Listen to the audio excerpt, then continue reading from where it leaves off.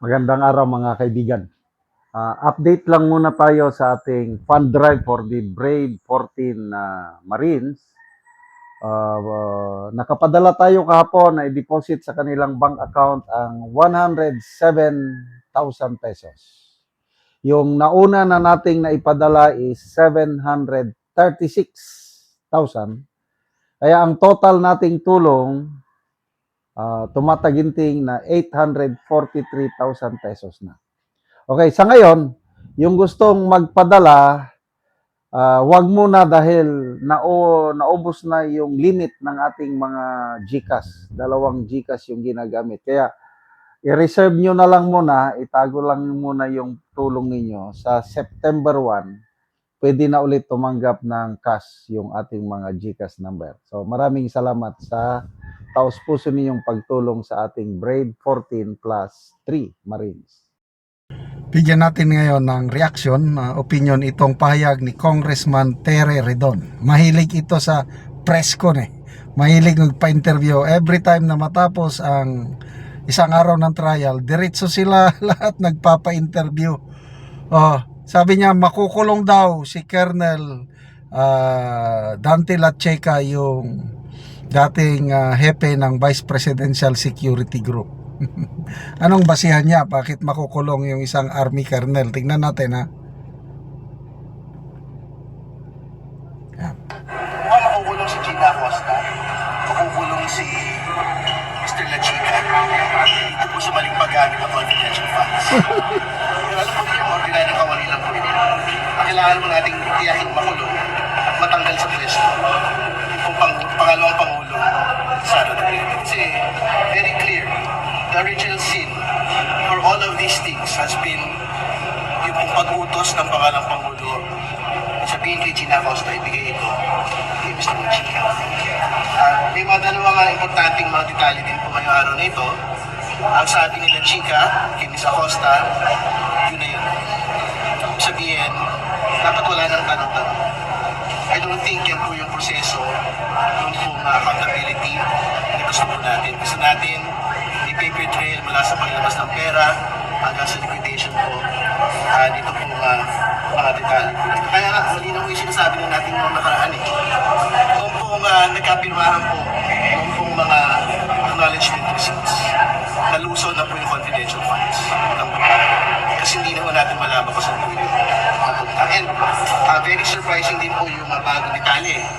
Sabi, pagka daw nagsabit na liquidation report, binabawi daw po yung acknowledgement receipt na binibigay po ni Mr. Lachica. Very surprising po ito, and I think very irregular po ito kasi ang totoo naman po, yung acknowledgement receipts kasama ko dapat yung sa documentation eh. For liquidation, hanggang pinakadulo. Ibig sabihin, kung meron ang acknowledgement receipt from Mr. Lachica, tapos meron ang acknowledgement receipt mula doon po sa mga recipients ng confidential funds, dapat nagkakaroon po ng pagbabangga yung pong mga acknowledgement receipts po na ito. Hindi po brad na parang bigla na lang kung pagkabigay ng liquidation report, may paghugot dito po acknowledgement receipts. So, I think very important po na lumabas din po ito sa paglilitis sa araw na ito. Again, to recap, I'm sure makukulong si Ms. Acosta, pwedeng makulong si Lachica, pero hindi ko dapat matapos yun kasi nga, kapag sabi ko, ordinary kawali lang po itong mga ito. Nakita naman natin sa kanyang pong demeanor. Dapat kung makulong kasama nila. Si Vice President Sara Duterte, dapat matanggal on the basis of confidential funds misuse. Mukhang makukulong si Gina Acosta, Yan, ulit. makukulong si Mr. Lachica, dito po Nagsalita ang malinis na kongresista. Oh, grabe, malinis itong kongresistang ito. Hindi nga siya inimplicate ng mga Brave 18 Marines eh. 'Di ba? Wala siya sa listahan ano. Wala daw eh.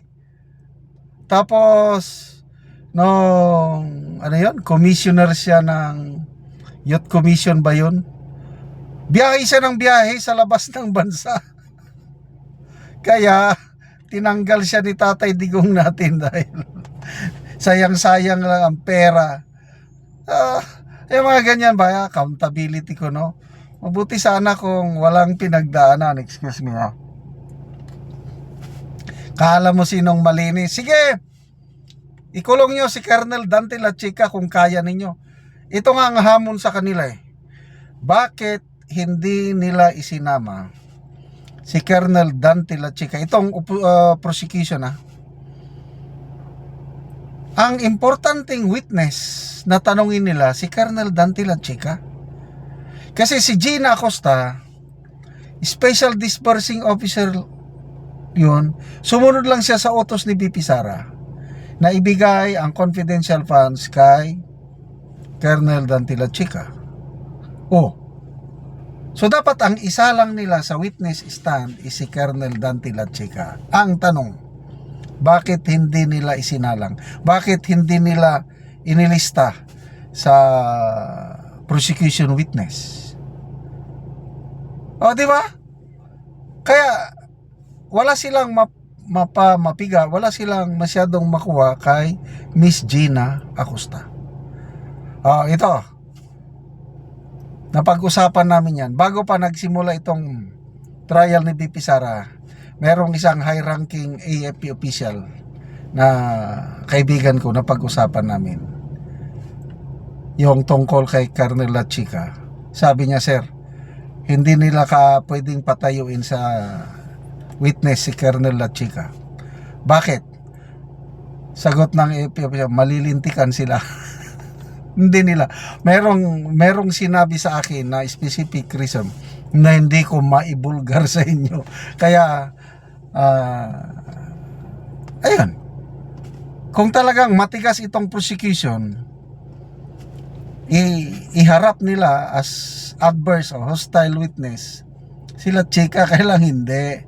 Kaya pagpasensya na lang natin itong mga prosecutors na ito na napakahilig sa press conference. Sa defense, maliban lang kay Attorney Michael Poa kasi siya ang spokesperson, siya lang ang humaharap sa media. Dito naman sa prosecution, halos lahat na lang nagsasalita. Kasi that's their only way na masira nila si BP Sara.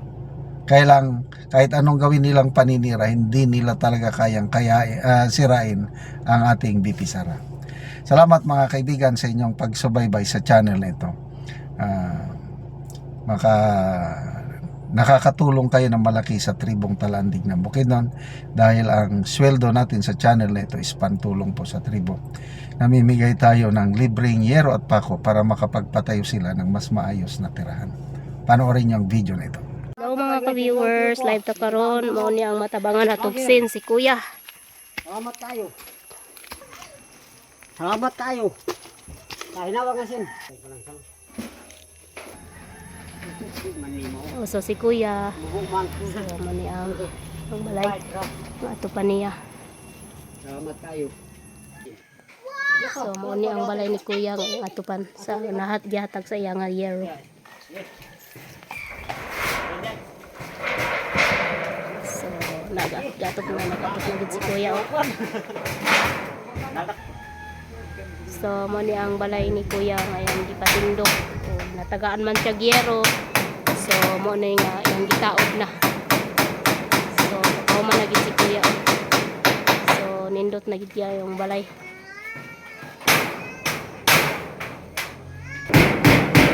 So nindot kayo kay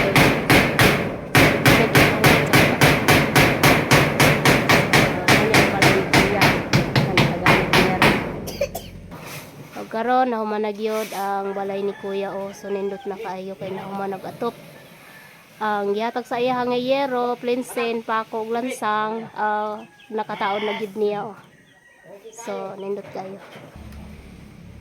mana og karon Kuya unsa imong masulti nga natagaan kag yero.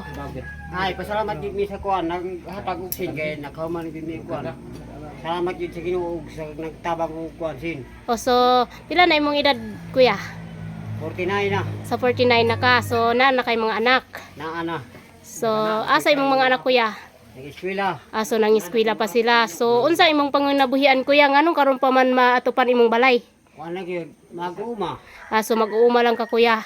So, si kuya mag-uuma lang, so dako kayang pasalamat kay natabangan siya og nakaatop siya sa iyang balay og yero. So salamat kaayo sa nagtabang ug sa nagtan-aw sa video. God bless.